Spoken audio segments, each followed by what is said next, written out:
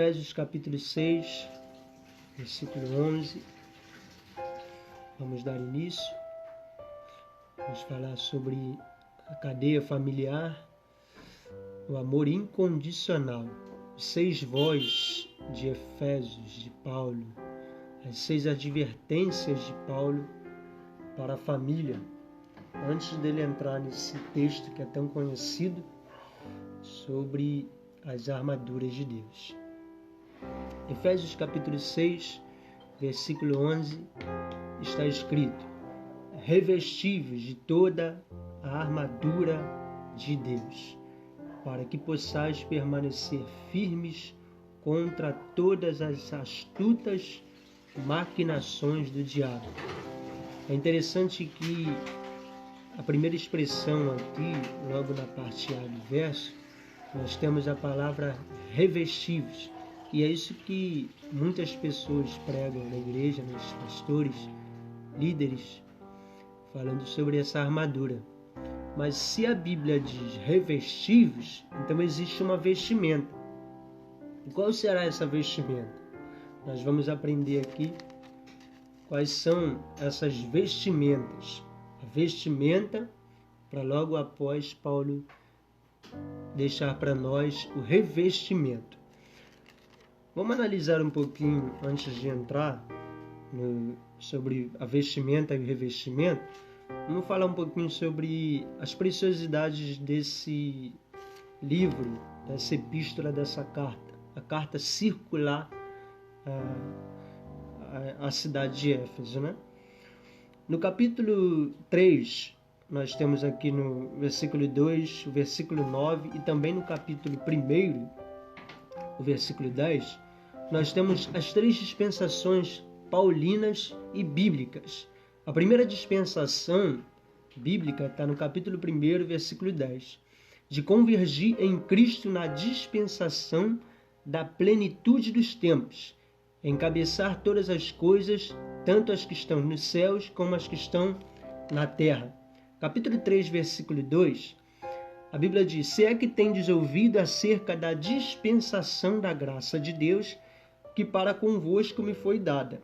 E o versículo 9 do mesmo capítulo: e trazer ao conhecimento de todos os homens qual seja a dispensação do mistério, que desde os tempos antigos esteve escondido em Deus, que criou todas as coisas por meio de Jesus Cristo. Nós aprendemos aí no seminário, e é até uma boa didática de fácil compreensão, de fácil entendimento, sobre 7 dispensações. Porém, nós não temos registro dessas 7 dispensações na Bíblia. Como eu disse, é uma boa didática, uma boa separação para o nosso melhor entendimento, melhor compreensão. Mas nós não temos essas dispensações na Bíblia, escrita na Bíblia, registrado. O que temos são 3. A dispensação do mistério, a dispensação da graça e a dispensação da plenitude dos tempos. Poderia falar um pouco sobre essas dispensações. A dispensação do mistério é a parte A e parte B. Parte A antes da fundação do mundo, parte B depois da fundação do mundo, até os evangelhos. A dispensação da graça é o momento que nós estamos vivendo, o período da graça, que se inicia com a pessoa do Evangelho encarnado, a sabedoria encarnada, o nosso Cristo, e até o rapto da igreja. E logo após se iniciará a dispensação da plenitude dos tempos. Nós aprendemos dispensação da inocência, consciência, governo humano, patriarcal, lei, graça, governo divino, porém não existe registro. Os registros que existem são os que eu estou mostrando para vocês aqui. Capítulo 1, versículo 9, capítulo 3, versículo 2 e o versículo 9. No capítulo 2 aqui de Efésios, versículo 8, a Bíblia diz: nós estamos dando uma passada no livro para chegar na vestimenta e no revestimento. Versículo 8, capítulo 2. Porque pela graça sois salvos por meio da fé, e isso não vem de vós, é dom de Deus. Não vem pelas obras para que ninguém se glorie, porque somos feitura sua, criados em Cristo Jesus para as boas obras, as quais Deus preparou de antemão para que andássemos nela. Versículo 19, a Bíblia diz: assim que já não sois estrangeiros nem peregrinos, mas concidadãos dos santos e membros da família de Deus, edificados, se você puder sublinhar essa palavra aí, edificados sobre o fundamento dos apóstolos, dos profetas, sendo Jesus Cristo a pedra angular. E por meio dela, todo edifício bem ajustado, cresce para ser um templo santo no Senhor, no qual vós também sois edificados para a morada de Deus no Espírito. Versículos 21 e 22, nós temos 3 palavras interessantes aqui: edifício, templo e versículo 22, morada. Crente edifício, crente templo e crente morada. Como assim crente edifício, crente templo e crente morada? O crente edifício é aquele que Deus está trabalhando nele. Ninguém mora no edifício. Pessoas vão ali, trabalham 7 horas, 8 horas durante o dia e depois vão para suas casas. Então é o tipo de crente que Deus está trabalhando nele. Crente edifício. E o crente templo? O crente templo é aquele que precisa do templo para se conectar com Deus. Ele precisa daquelas 2 horas, das 3 horas no culto, porque ali ele ora, ali ele busca, ali ele está ali para ouvir. Então ele precisa do templo, ele precisa da estrutura para se conectar com Deus. Mas qual é o verdadeiro crente? O verdadeiro crente é o crente morada, aquele que não precisa do templo, aquele que onde ele está, o Espírito está dentro dele e está dentro dela. Lembra do que Jesus disse? Jesus disse: aqueles que guardarem os meus mandamentos. Guardar aqui não é no sentido de pegar e jogar na gaveta, não. É guardar, aquele que praticar os meus mandamentos, eu e o Pai faremos nele morada. É o crente morada. Esse é o crente morada. Capítulo 3 nós falamos. Aqui no versículo 14 fala sobre a oração de ação de graças pela família de Deus. Por essa causa eu dobro os meus joelhos diante do Pai de nosso Senhor Jesus Cristo. Versículo 17. Assim Cristo, pela fé, habite em vosso coração, a fim de que sejais arraigados e fundados em amor. Paulo está falando sobre o amor. Para que possais entender perfeitamente, junto com todos os santos, qual é a altura. Olha a revelação. A profundidade, o comprimento e a largura. Ainda compreender qual é a grandeza do amor de Cristo, que excede todo conhecimento, para que sejam cheios de toda a plenitude de Deus. Interessante que João, que é conhecido como o apóstolo do amor, ele, no seu evangelho, capítulo 3, versículo 16, porque Deus amou o mundo de tal maneira que deu seu Filho unigênito, para que todo aquele que nele crê não pereça, mas tenha a vida eterna. Capítulo 13, 1, tendo-os amados, amou até o fim. Capítulo 15, 13, ninguém tem maior amor do que esse, de dar a sua vida pelos seus amigos. Engraçado que o apóstolo do amor, ele fala 3 vezes no seu evangelho sobre o amor. Capítulo 3, 16, 13, 1, 15, 13. E no capítulo 3, 16, ele diz de tal maneira. O tal aqui não define nada. De tal maneira, porque Deus amou o mundo de tal maneira. Paulo ele foi além nessa revelação, porque ele vai dizer que o amor de Deus, ele é alto, profundo, comprido e largo, para que possamos compreender qual é a altura, profundidade, comprimento e largura. João está dizendo, é de tal maneira. Paulo diz, é alto. João diz, é de tal maneira. Paulo diz, é profundo. João diz, é de tal maneira. Paulo diz, é comprido e largo.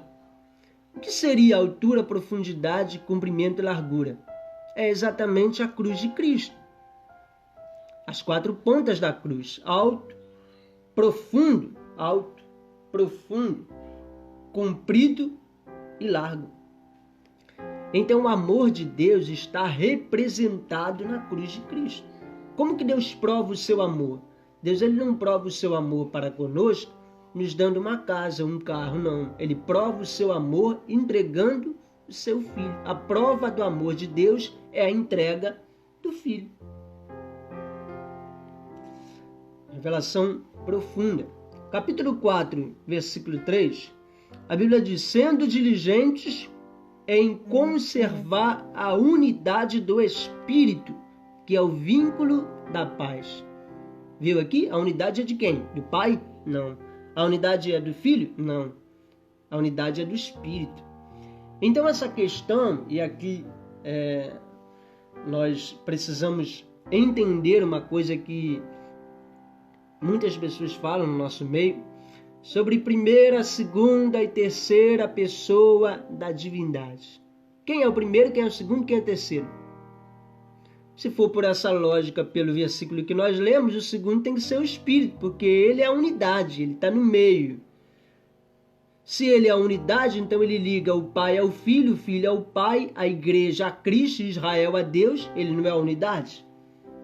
O que eu quero mostrar para vocês é que você, lendo a Bíblia, passeando pela Bíblia, você não vai encontrar Deus dizendo que é o primeiro, o Espírito dizendo que é o terceiro, o segundo, ou Cristo dizendo que é o segundo. Não, você não vai encontrar isso. Isso é uma coisa que nós criamos. Isso é uma coisa que nós criamos. Porque entre eles não existe isso. Primeira, segunda e terceira pessoa, não existe isso. A unidade é do Espírito. E eu posso mostrar aqui para vocês um texto. Segunda carta aos Coríntios, capítulo 13, versículo 14. A graça do Senhor Jesus Cristo, o amor de Deus, a comunhão do Espírito, seja com todos vós. Existem algumas outras epístolas que começam o amor de Deus, a graça de Cristo, a comunhão do Espírito. No livro de Efésios nós vemos o Espírito como uma unidade. Então, em alguns textos, Jesus aparece em primeiro, em outros textos ele aparece em segundo, em outro texto, aqui no caso de Efésios, o Espírito aparece em segundo. Por quê? Para mostrar que não existe essa questão de primeiro, segundo e terceiro. Porque o primeiro, quando fala primeiro, dá a ideia de que o primeiro é o mais poderoso, é o único. Entende? Então nós temos o Pai, o Filho e o Espírito sendo um, na unidade, no vínculo, um. As almas da divindade, porque o que é Deus? Deus é um espírito com 3 almas. O ser humano é uma alma que tem espírito e corpo, mas Deus não. Deus é um espírito que tem 3 almas. A alma 1, a alma 2, a alma 3, que é o ancião de dias, que é o Pai, Jeová, que é o Filho e o Espírito. Então existe esse vínculo, não existe primeiro, segundo e terceiro, mas é um vínculo, uma unidade. O capítulo 4, ainda no capítulo 4, versículo 11 é um versículo muito interessante, porque vai falar sobre os 5 ministérios, os 5 ministérios da graça, as 5 pedras de Davi, as 5 manifestações de Deus na Bíblia. Quais 5 manifestações de Deus na Bíblia? No Éden, os altares dos patriarcas. Abraão levantou o altar. Nós vemos os patriarcas levantando altares. A terceira, as tendas, os templos, templo de Salomão, templo de Zorobabel. E a quinta manifestação, que é o templo corpo. O Espírito habita dentro de nós. Então nós temos essas 5 manifestações, nós temos as 5 pedras de Davi, nós temos os 5 ministérios. Quais são esses 5 ministérios? E os 5 ministérios, talvez alguns aí já até pegaram esse exemplo. Os 5 ministérios podem ser representados pelos dedos das mãos. Por quê? Nós temos, Paulo escreve, capítulo 4, versículo 11. Por isso ele mesmo constituiu alguns para apóstolos, profetas, evangelistas, pastores e mestres. O apóstolo aqui, apóstolo do grego, significa enviado, é um missionário. Você pode perceber que o missionário, ele é um pouco de cada coisa, ele é um pouco pastor, um pouco profeta, um pouco evangelista, um pouco mestre. Por quê? Ele está no campo e ele faz o trabalho, está ele, a família dele, às vezes até sozinho. É ele que faz o trabalho dos 5 ministérios. E é por isso que o dedo polegar é o apóstolo, porque ele toca com facilidade nos demais dedos. Toca com mais facilidade. O profeta é o dedo indicador. Quem nunca viu um pregador dizer, levanta o dedo de profeta? É o dedo indicador, é o dedo da acusação, o dedo da profecia. O evangelista é o maior dedo na mão, porque ele tem a maior missão, que é ganhar almas para o reino, para Cristo. O pastor é o dedo anelar, porque é o que casa com a igreja. E o mestre é o menor dedo, menos valorizado. As pessoas não dão nada pelo mestre. Mas quando se tira cera do ouvido, nós tiramos com que dedo? O dedo, o menor dedo, porque ele penetra nos menores orifícios. Ele vai aonde os outros não conseguem ir. Esse que é o trabalho do mestre. Agora, interessante é que Paulo diz, por isso, olha o contexto dessa história. Por isso ele mesmo constituiu alguns apóstolos, profetas, evangelistas, pastores e doutores ou mestres. Para quê? A fim de quê? Querendo, primeiro lugar, querendo a perfeição dos santos para a obra do ministério. Segundo, para a edificação do corpo. Perceba aqui, edificação do corpo. O corpo aqui é o corpo de Cristo, é a igreja. O corpo de Cristo, somente a cabeça está pronta, que a cabeça do corpo de Cristo é o próprio Cristo. Mas o corpo está sendo edificado, para a edificação do corpo. Até que todos nós cheguemos à unidade da fé, ao conhecimento do Filho de Deus, ao estado de varão perfeito, conforme a medida da estatura da plenitude de Cristo, para que não sejamos meninos inconstantes. Aqui é que está o detalhe. Por que Paulo fala meninos inconstantes aqui? Esse versículo aqui, 14, está relacionado, está dentro do contexto dos 5 ministérios da graça. Quem são esses meninos inconstantes? São meninos inconstantes que não ouvem, que não obedecem pastor, evangelista, profeta, apóstolo e mestre. Por quê? Ele diz, para que não sejamos meninos inconstantes, facilmente levados em ciclos por todo vento de doutrina, obreiro que não tem pastor, obreiro que prega e nem se identifica. Nós temos muitos casos aí. Levados por qualquer vento de doutrina, pelas artimanhas dos homens fraudulentos que induzem ao erro. Mas nós somos quem? Nós somos aqueles que fazem parte dos 5 ministérios ou fazem parte da edificação do corpo de Cristo, que obedecem essas lideranças constituídas por Deus. Nós seguimos a verdade em amor, cresçamos nele, em todas as coisas, naquele que é a cabeça. Que é quem? É Cristo. No capítulo 4 fala dos 5 ministérios. Eu estou falando só algumas preciosidades do livro de Efésios para nós entrarmos aqui no capítulo 5. O capítulo 5, versículo 16, nós temos, a Bíblia diz, remindo o tempo, as obras que são cheias do Espírito Santo. Remindo o tempo porque os dias são maus. Por essa causa não sejam insensatos. Antes procurar entender qual é a vontade do Senhor. Qual é a vontade do Senhor? São 3. Qual é a vontade?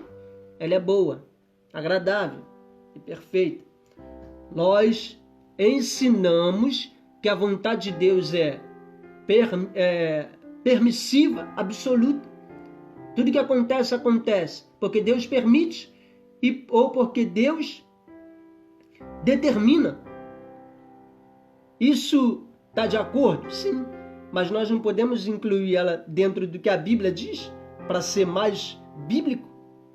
Nós precisamos ser mais bíblicos. Porque não está escrito na Bíblia. Eu acredito. Claro que eu acredito. Porém, a vontade de Deus, biblicamente está registrado, que Paulo deixa para nós, é a vontade boa, é a vontade agradável e é a vontade perfeita. Essas são as 3 vontades de Deus, do Senhor nosso Deus. Não vos embriagueis com vinho, que traz dissolução, mas enchei-vos de espírito. O vinho embriaga, mas a Bíblia não diz embriaguei-vos do espírito, mas enchei-vos do espírito. Mas isso é uma outra história. Versículo 22, que é aonde eu queria chegar. Versículo 21, sujeitando-vos uns aos outros no temor de Cristo. A partir do versículo 22, Paulo vai falar da vestimenta. Lembra do que eu disse? Revestivos de toda a armadura. Mas se é revestivos, tem uma vestimenta. Qual é a vestimenta? O contexto começa no capítulo 5, no versículo 22. As 6 advertências, os 6 vós de Paulo aos Efésios. O primeiro vós, vós mulheres. Por que ele começa com a mulher? Por que não vós maridos? Porque a mulher é que edifica a casa. Então começa com a mulher. O fundamento aqui é a mulher. O fundamento da casa aqui é a mulher. Vós mulheres, submetei-vos aos vossos maridos. A submissão, muita gente ensina sobre submissão, mas acaba ensinando uma submissão de uma forma errada. Uma submissão que passa dos limites. O que é submissão? Submissão. O marido tem uma missão sobre, não é sobre, é sob. O marido tem uma missão e a mulher tem a mesma missão. Submissão. O marido quer orar, a mulher, ela vai orar também. O marido vai para a igreja, a mulher vai também. Por quê? Ela é submissa. A submissão. Vós mulheres, submetei-vos ao vosso próprio marido, como ao Senhor. Porque o marido é a cabeça da esposa, assim como Cristo é a cabeça da igreja, sendo ele próprio o salvador do corpo. Porque assim como a igreja está sujeita a Cristo, assim também vós mulheres deves estar em tudo sujeita ao vosso marido. Vós maridos, amai, perceba que cada voz é acompanhado de um verbo. Vós mulheres, submeter. Vós maridos, amai. Isso aqui é uma engrenagem. É uma engrenagem. Eu tenho aqui a anotação. Isso aqui é uma engrenagem. Isso aqui é uma engrenagem. O que seria uma engrenagem? O que seria isso? A Bíblia diz, vós maridos amai. Isso significa o quê? Significa que o amor do marido é resultado da submissão da mulher. O amor do marido é resultado da submissão da mulher. O amor como o amor de Cristo. Mas não é só amar vossa mulher, não. Mas também se empregar. Olha o que a Bíblia diz. Vós maridos amai vossa mulher, como também Cristo amou a igreja. E assim mesmo se entregou por ela, para santificá-la, purificá-la pela lavagem da água, que é a palavra, ou seja, ensinar a palavra. Pegar para estudar junto. Lavar com a lavagem da água, que é o quê? A palavra. E para apresentá-la a si mesmo, olha a responsabilidade do marido. Uma igreja gloriosa, sem mancha, nem ruga, nem coisas semelhantes a essa, mas santa e irrepreensível. Assim também cada marido deve amar a sua própria mulher como o seu próprio corpo, porque o que ama a sua mulher a si mesmo ama. Porque ninguém jamais aborreceu a sua própria carne, antes a nutre e a sustenta, assim como também Cristo, o nosso Senhor, faz com a sua igreja.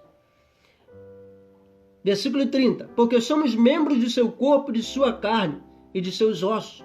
Por isso deixará o homem seu pai e sua mãe, iniciar a sua mulher, e serão dois uma só carne. Falando do marido ainda. Grande é este mistério. Refiro-me à relação entre Cristo e a igreja. Capítulo 6, versículo 1. O terceiro vós, vós filhos, obedecei. Primeira advertência. Vós mulheres, sejam submissos. Vós maridos, amai.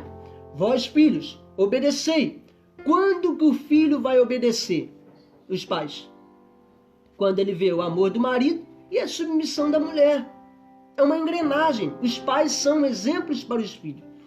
Então quando que ele vai obedecer? Quando ele vê que a mulher é submissa e que o marido a ama.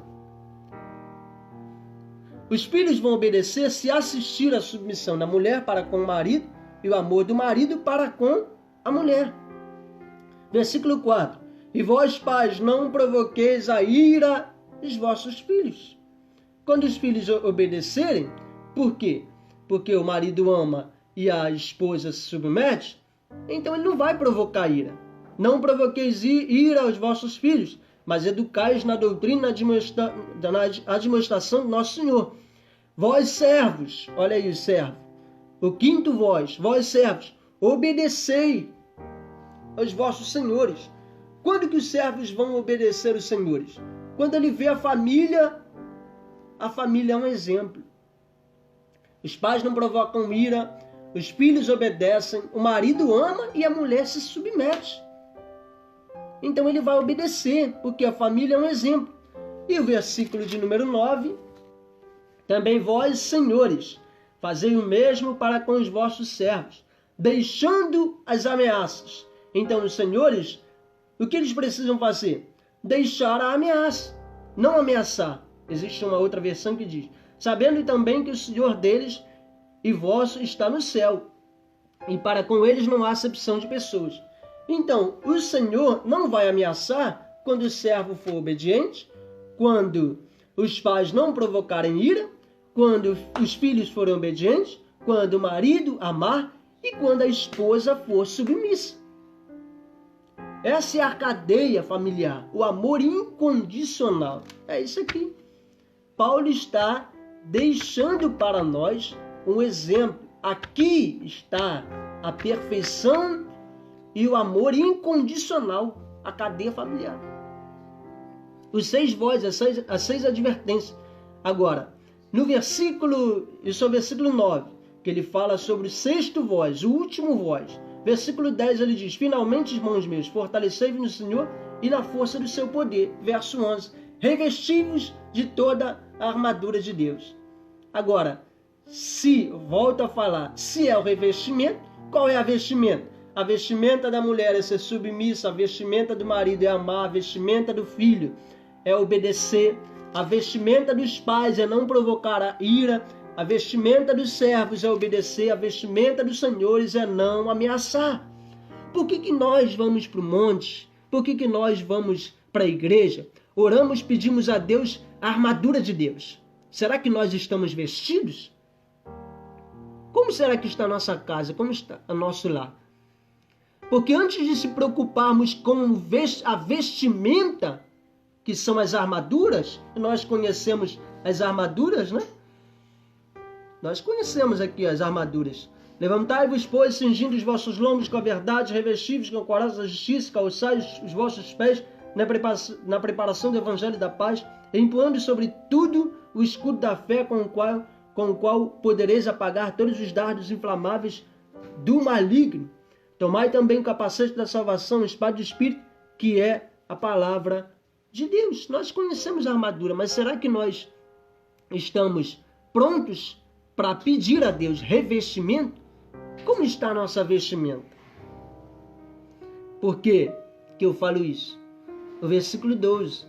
Porque nossa luta não é contra a carne e contra a sangue, mas é contra os principados, contra as potestades, contra os dominadores desse século e contra as hostes espirituais da maldade nos lugares, nas regiões celestes. Agora vamos voltar só um pouquinho, rapidamente, no capítulo 1.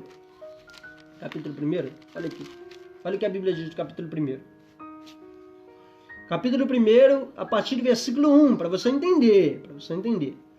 Paulo, apóstolo de Jesus Cristo, pela vontade de Deus, aos que estão em Éfeso, santos e fiéis em Jesus Cristo, graça e paz a vós da parte de Deus, nosso Pai, e nosso Senhor Jesus Cristo. Versículo 3, atenção, versículo 3, se você puder grifar, circular.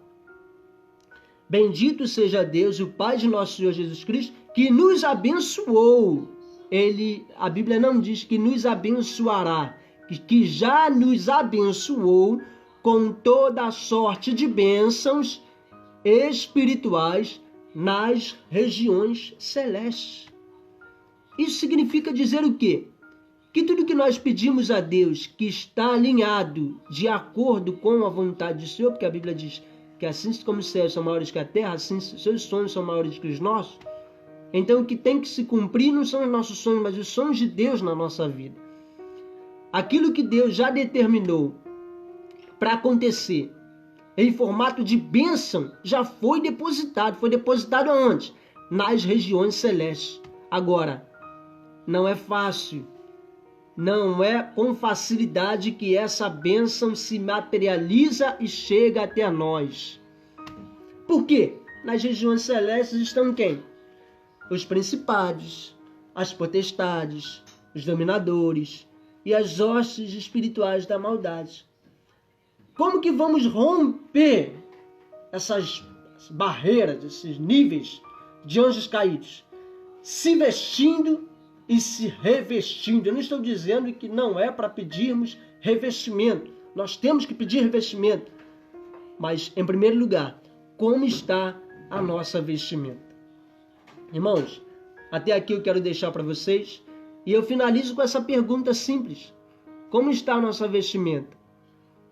Será que estamos prontos, preparados para pedir a Deus revestimento? Quando estivermos prontos, vestidos e revestidos com a armadura de Deus, toda e qualquer bênção que já está depositada nas regiões celestes, certamente vai chegar até a nós. Que Deus nos abençoe nessa noite. Fica aqui o meu abraço e a graça e a paz de Cristo fique com todos. Que Deus abençoe.